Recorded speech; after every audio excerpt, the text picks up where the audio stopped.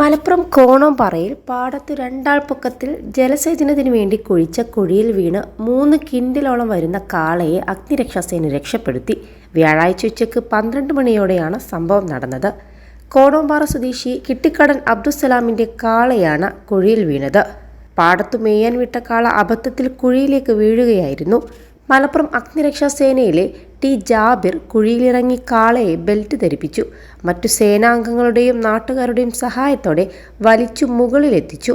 Senior fire and rescue officer MH Muhammad അലിയുടെ നേതൃത്വത്തിൽ മറ്റു സേനാംഗങ്ങളായ വിപിൻ, ജിഷ്ണു, അനൂപ്, സുരേഷ് ബാബു തുടങ്ങിയവർ രക്ഷാപ്രവർത്തനത്തിലും പങ്കെടുത്തു.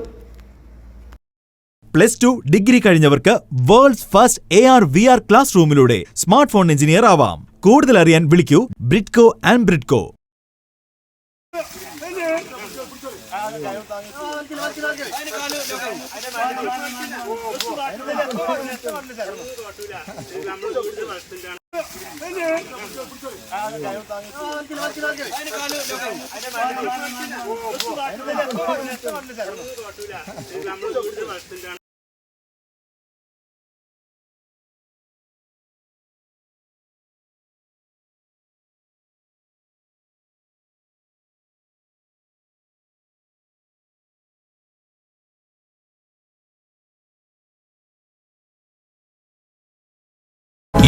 ലക്ഷത്തോളം സന്തുഷ്ടരായ ഉപഭോക്താക്കളും 2 ലക്ഷത്തോളം തിമിര ശസ്ത്രക്രിയകളും പൂർത്തിയാക്കിയ മലബാറിലെ ഏക കണ്ണാശുപത്രി അൽ സലാമ ഹൈ ഹോസ്പിറ്റൽ റോഡ് പെരിന്തൽമണ്ണ.